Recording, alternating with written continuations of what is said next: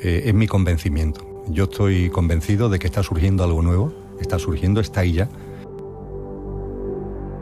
Y fundamentalmente es una revolución interior.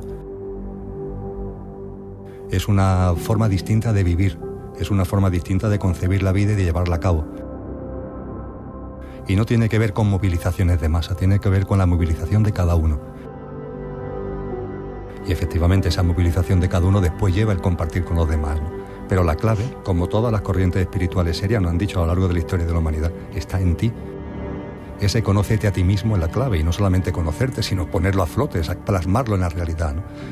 Y yo creo que hay muchísimos jóvenes, en la universidad me lo estoy encontrando, ¿no? Muchísimos jóvenes que esto ya se están dando cuenta. Piensa por ti mismo. Wake up.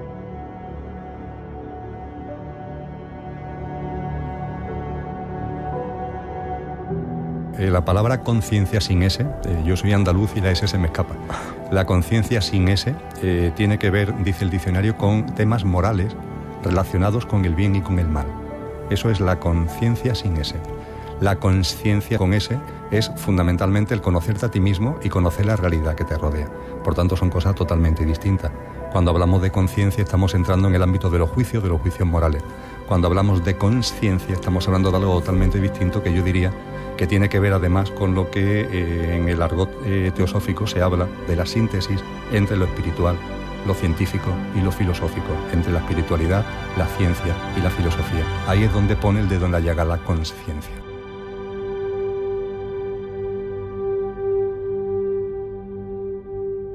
Por supuesto, hay una evolución en conciencia muy fuerte. Te puedo asegurar que la ebullición es enorme, que de una punta a otra de la geografía española hay grupos, hay gente que están evolucionando en conciencia y lo que es más importante, con una práctica de colaboración, de cooperación, de solidaridad, que es realmente maravillosa. Que esto no es un tema de formar un partido nuevo, de militar en una nueva no sé qué, no sé cuánto.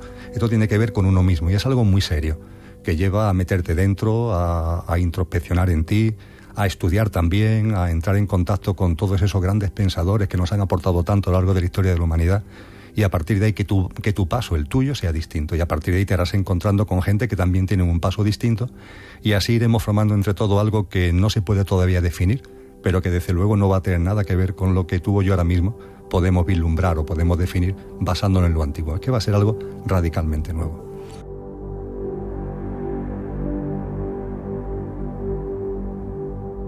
Pone de manifiesto que el sistema educativo no es tal.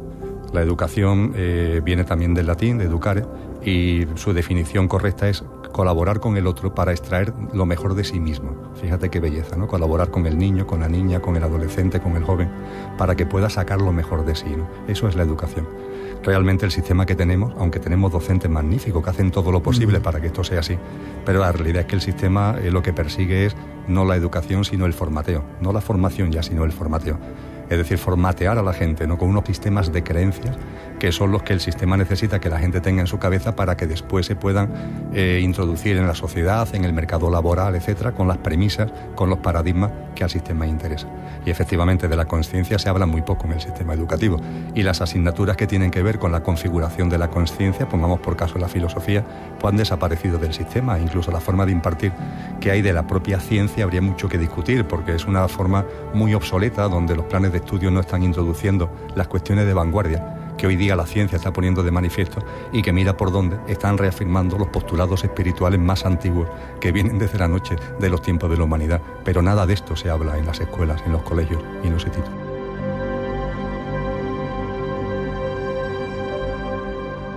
Como decían los sabios griegos, conociéndose uno mismo. Me gusta comentar que cuando construyeron el templo dedicado a Apolo en Delfos, donde se ubicó ni más ni menos que el oráculo de los dioses, que era un centro de peregrinación de la humanidad de aquella época, los sabios de la Grecia clásica lo que pusieron en el porano de entrada, en el frontispicio del templo, fue esta expresión: conócete a ti mismo. Es decir, tú que vienes desde no sé dónde para encontrar lo divino, esta es la clave: conócete a ti mismo.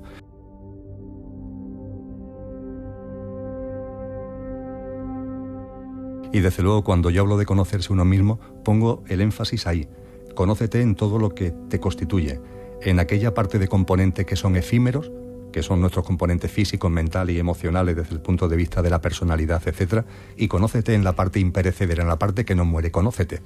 Y desde luego también siendo consciente de que cuando hablamos de espiritualidad, a mí también me ha pasado, el primero, muchas veces la mente quiere construir la casa desde el tejado, y la casa hay que construirla desde los cimientos. Entonces es muy importante que ordenemos nuestro ámbito físico, emocional, mental, muy importante, y que a partir de ese equilibrio, a partir de esa armonización, nos planteemos precisamente cosas que desarrolla la mente abstracta, es decir, esa parte de nuestra mente que se plantea las cuestiones trascendentes, que va del universal a lo particular, que se hace las grandes preguntas de dónde venimos, a dónde vamos, quiénes somos, qué es la vida, qué es la divinidad, qué es la muerte. Esas cosas que son las que desarrollan ese componente que todos los seres humanos tenemos, pero aún está de manera incipiente, y que es realmente lo que va a permitir conectar lo que en el argot espiritual actual se llama el yo superior con el yo físico, mental y emocional que requerimos para vivir nuestra vida cotidiana. Pero para eso es necesario armonizar y equilibrar los componentes del día a día, cosa que la gente cree que no, que esto de la espiritualidad empieza por el tejado y puede que el espíritu de golpe va a llegar, cuando eso es simplemente una quimera.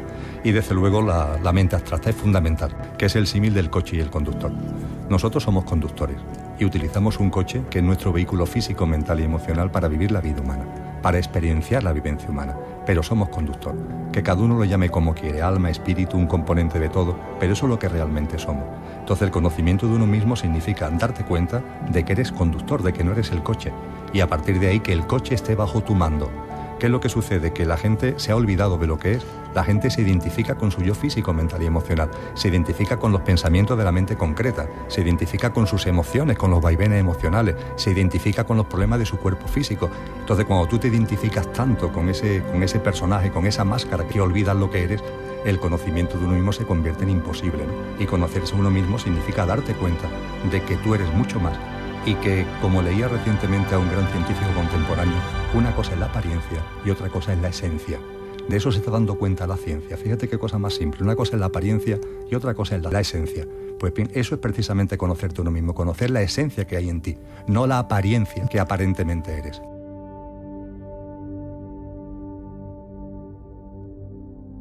Fundamentalmente eso significa dedicarle tiempo, ¿eh? Decía Cristo Jesús, hablaba de fe. La palabra fe es una palabra que viene del griego pistis, y pistis es la palabra que utilizó realmente Cristo Jesús, que significa compromiso, confianza y perseverancia. ¿Confianza en qué? Confía en la vida. La gente no confía en la vida. La gente cree que la vida le gastas malas pasadas, que la vida te machaca, y eso no es verdad. La vida siempre es amorosa, la vida siempre te está dando señales para que te conozcas a ti mismo y para que te desarrolles. Comprométete. ¿Con quién? Contigo. El compromiso es un compromiso contigo. Es unas ganas de desarrollarte. Hay por ahí un autor maravilloso que me encanta, que se llama Taimni, que habla de las ganas, el hambre de desarrollarte, de sacar a flote tu desarrollo espiritual y todo lo que eres. Eso es el compromiso y la perseverancia. Estamos en una sociedad donde hablaba Zygmunt Bauman, este gran sociólogo polaco que murió recientemente, Premio Príncipe de Asturias, de que estamos en una sociedad líquida. Si la gente considera que las cosas van a llegar como por arte de magia, y esto hace falta perseverancia, hace falta estudio, hace falta dedicación, y es necesario que en el ámbito espiritual, yo esto lo comparto mucho con la gente con la que me encuentro en los distintos puntos de España, esto no puede ser que tú vayas a una charla una vez al mes o un taller cada 15 días, esto no va de esto, así no vas a conseguir nada. Eso es la sociedad líquida de la que habla Bauman. Tú tienes que centrarte en ti, y esto tiene que formar parte de tu vida desde que te levantas hasta que te acuestas. Tampoco se trata de que te obsesiones, pero tiene que tener una presencia.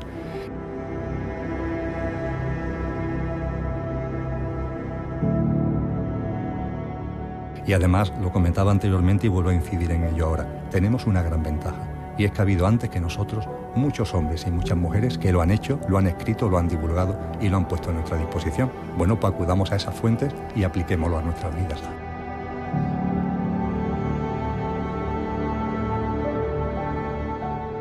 Y también pregunta mucho la gente, vale, Emilio, estás hablando, pero ¿qué hago? ¿Qué hago? La pregunta del ¿qué hago? Yo digo, mira, fundamentalmente empieza a preguntarte a ti mismo qué es lo que tienes que dejar de hacer. Más que qué hago, qué es lo que ya no voy a hacer a partir de ahora. Y se trata de vivir precisamente, yo creo que como el influjo del sistema, lo que el sistema quiere, el formato de vida que quiere que desarrollemos, lo conocemos todo. Se basa en competir, se basa en una dinámica de vida, un ritmo siempre basado en el culto de la velocidad, nunca en el momento presente, mucho estrés, mucho ruido, ¿verdad? Bueno, pues precisamente deja de hacer eso. Antes de plantearte qué cosas nuevas tengo que hacer, ¿no? Ve eliminándome tu vida. En la práctica espiritual hindú se habla de una práctica que es la del yama niyama. El yama son las cosas que tienes que quitar de tu vida y después el niyama son las cosas que tienes que meter en tu vida. Bueno, pues yo creo que una buena reflexión inicial sería el yama, es decir, cosas que yo tengo que quitar de mi vida porque no son realmente mías, son influencias, ¿no?, que han metido en mí. Ese sería el primer paso.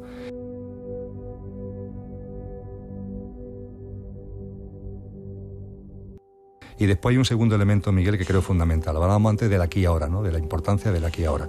Y es un tema que Krishnamurti en alguno de sus textos ha puesto el dedo en la llaga, ya que hablábamos anteriormente de él. La enorme diferencia en centrar tu atención en el qué o en el cómo. La mente concreta, bajo el influjo de los sistemas de creencia, está siempre pensando en el qué.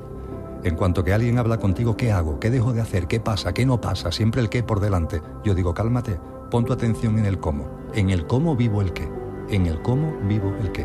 Te pongo un ejemplo que es bastante duro. Una enfermedad. Una enfermedad llega a tu vida. El quid de la cuestión no está en que la enfermedad haya llegado o no haya llegado. El quid de la cuestión es cómo la vives.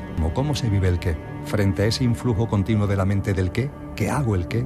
No, ¿cómo se vive el qué? ¿Cómo vivo el qué? La enfermedad no llega por casualidad, ni la enfermedad ni nada. He citado la enfermedad como podía citar cualquier otra cosa. Nada es casual en la vida, todo forma parte de una causalidad.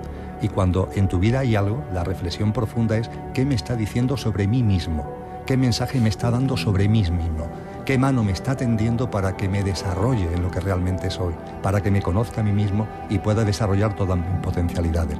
En cambio, cuando nos llega cualquier desbarajuste, que es lo que hacemos, perdernos en el mundo de las emociones, perdernos en el mundo de la mente, sin sacarle ningún jugo, porque lo rechazamos. Esto no lo queremos, esto no lo queremos. No, está en tu vida por algo. Hay que tener confianza en la vida. Y a partir de ahí, pon tu atención en el cómo vives el qué.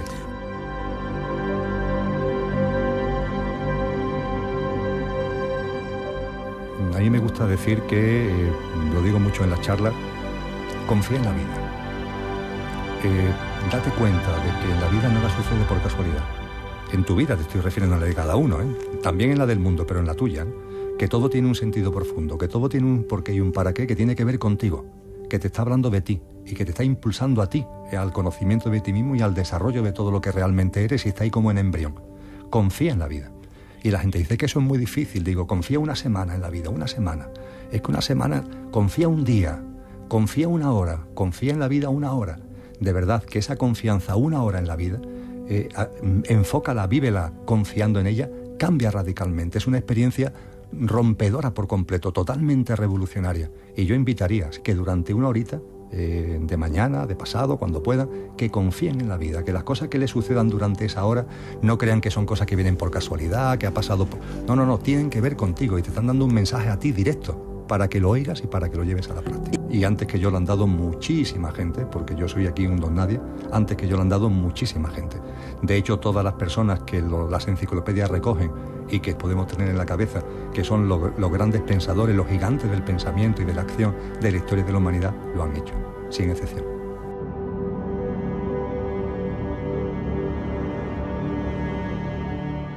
Pues porque hay algo en tu interior que te dice que tienes que cambiar el paso. Es muy difícil de explicar con palabras, ¿no? Porque es un sentimiento profundo de que llega un momento en tu vida de que dices, no, ya está, ¿no? Ya he dedicado mucho tiempo a esto, que por cierto para mí el ciclo político como el ciclo universitario, porque doy clases de espiritualidad, pero durante años, décadas, he dado clases de economía política, ¿no? Y también lo dejé en un momento determinado. Es cuando sientes que tu vida tiene que ir por derroteros distintos. Entonces yo he aprendido que en la vida hay momentos en los que tienes que arriesgarte, soltar la liana que tienes en una mano sin haber cogido la otra, ¿no? Despierta. Wake up.